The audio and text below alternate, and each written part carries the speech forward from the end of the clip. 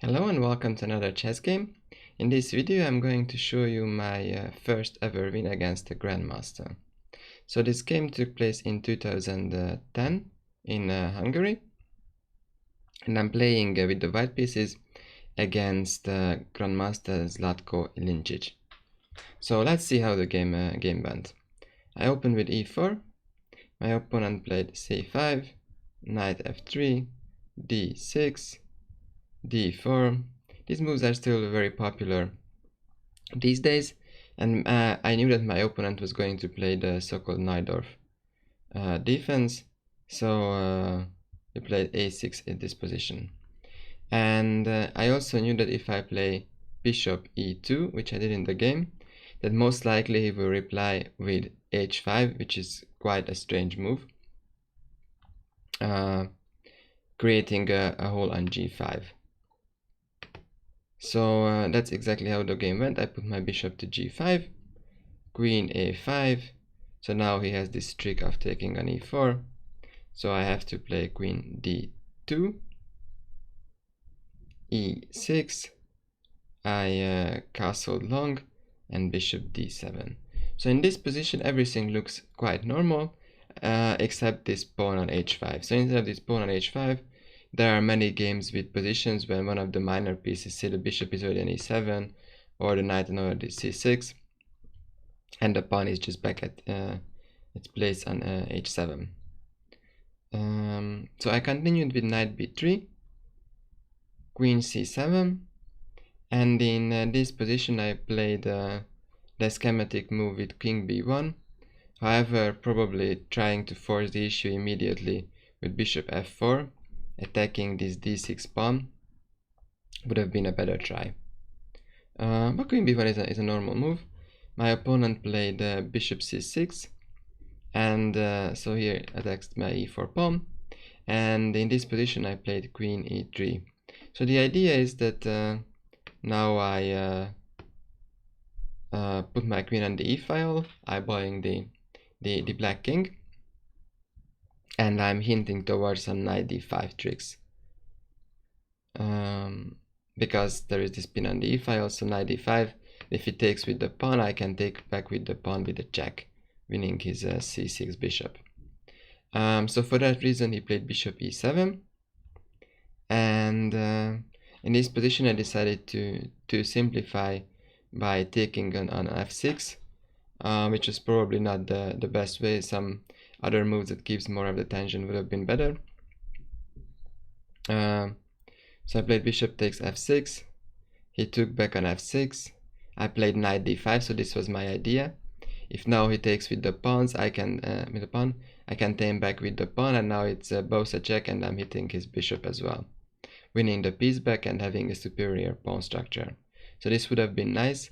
However, he can take with the bishop, which he did, and after e takes d5, he can play e5, and in this position the center is more or less closed now, so the fact that I have some advantage in developing, so my king is already castled and all my pieces are out, is less relevant.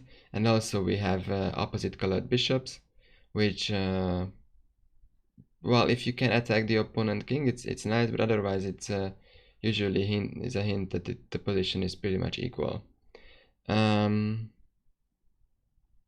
Yeah, so this is how the game went, and I played rook d3 with the idea to put the rook on c3, and later I'm trying to reroute my my knight. It would be very nice on e4, for example, to this square for my knight. He played knight d7, I attacked his queen with rook d3, and he went back with queen d8, and now I started my rerouting my knight d2. However, now he has quite some coordination among his pieces, so he can just play bishop g5, now attacking everything on this diagonal, and my only move is to play queen d3, and in this position he has multiple ways to continue. So actually during the game I expected him just to take on d2, and after queen takes d2, well, we have quite a simplified position.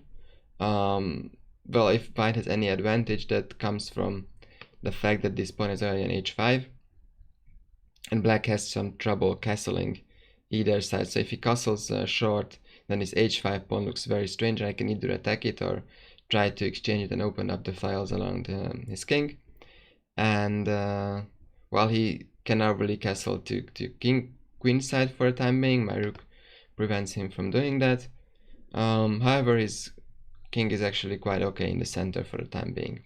So this is what I expected to happen in the game. However, he played knights in this position. He played knight c5, which is also an interesting continuation, but also somewhat risky. So now he attacks my queen, and the queen has no square because it has to defend the knight as well. So my plan was to take on c5, and so basically this is an exchange sacrifice. However, I did not expect him to accept this sacrifice. I thought he would take on d2 with the bishop, and now I move my rook, say rook c4, and yeah, the position seems pretty much equal. Again, if white has any advantage, this comes from this weak pawn on h5. However, there are many pieces now exchanged. We have opposite colored bishops, so well, white cannot hope for too much in this position. However, I was quite surprised that in this position he actually took my rook instead of my knight, accepting my exchange sacrifice. However, now finally my knight arrives on e4, and so here let's take a quick look at the position and try to evaluate it. So I sacrifice an exchange, so I have this e4 knight while my opponent has two rooks. However, this knight is incredibly well placed, so at this point it attacks the c5 pawn. So this is a yeah, it's already under attack, so I can take if he doesn't protect. This knight also attacks this bishop, so now this bishop also feels a bit uncomfortable. Now the position starts to open up, and I'm way ahead of development. And I also have this d pawn I can push, so d6 seems like a well, it's not a threat, but a good continuation to open up the files more, opening up this diagonal, potentially putting my queen to d5. Yeah, so I have very serious counterplay, and it's super hard to defend with the black pieces now.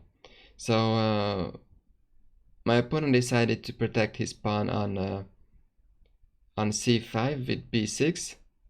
While this is arguable whether it's necessary to do this, I feel like it's a very slow move, and I continued with d6, so again putting more pressure.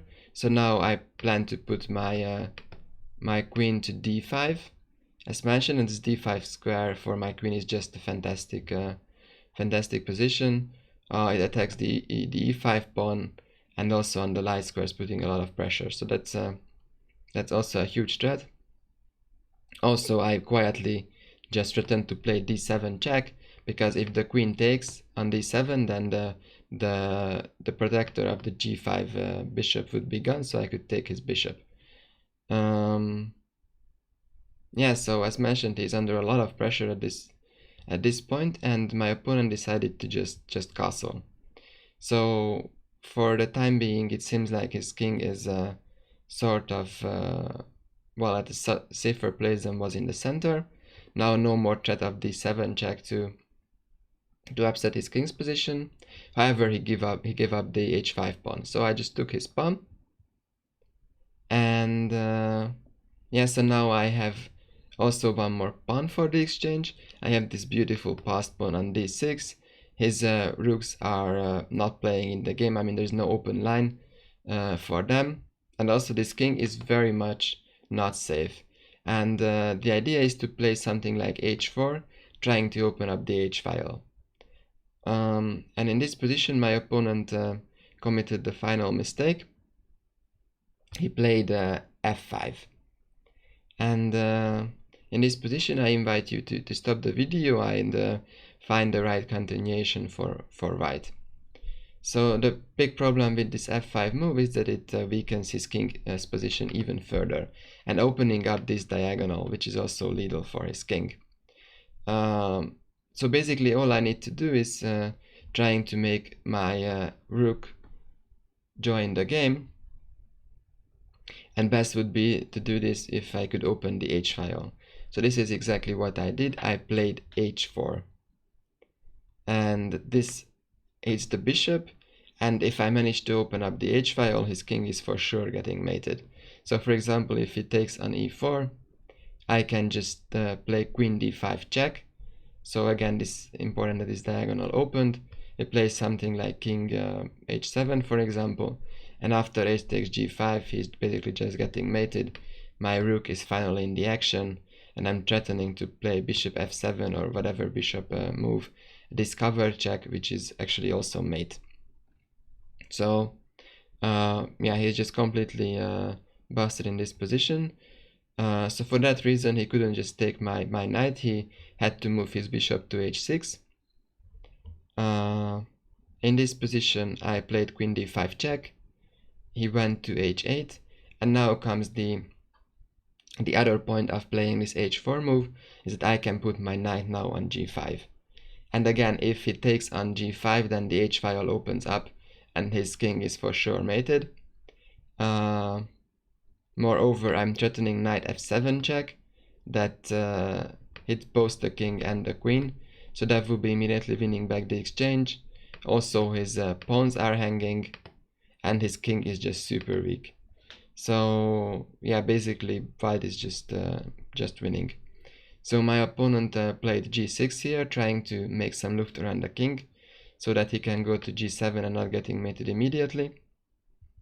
I played bishop g6. He played queen f6, so that move basically saves the exchange, because the move I played knight f7, he could, now it doesn't hit the queen anymore, so he can just move his king. This is how the game went, king g7, but now I play h5, and if you take a look at the position, the white pieces are just amazing. This queen is in the center, these two minor pieces and the pawn just basically blocks, not half, like almost all of the black army. Now white already has two pawns for the exchange. This one is coming, the d pawn is going to queen. Yeah, white is just totally winning. So my opponent played rook a7 to try to fight a bit. So now he tries to take my knight. Obviously I don't let him do this. I played d7. Now I'm just threatening to queen my pawn. He decided to play bishop g7 to put some more control on the d8 square. However, I just took another pawn with knight takes e5. So now I already have 3 pawns for the exchange. It's very clear that at some point playing knight c6 or d8 and d8 queen, I'm going to win at least an exchange. Also in the same time I can just mate him as well. So in this position my grandmaster opponent decided that he had seen enough and just resigned. So this was my first ever win against chess grandmaster. And this also sums up the video. I hope you enjoyed it. You can also comment down in the video if you have any questions regarding the game, especially chess related question. Yeah, and if you like the video, please give it a thumbs up, and you can also subscribe to my channel if you don't want to miss my next videos. And you can also comment which type of videos you would like me to see, you would like me to do more. So I could do more of my own games, more of the Super Grandmaster games that are being played these days, or I can also try to do more sort of pop culture chess, like the Billions video I did before. So comment down below if you have any strong suggestions, and see you in the next video.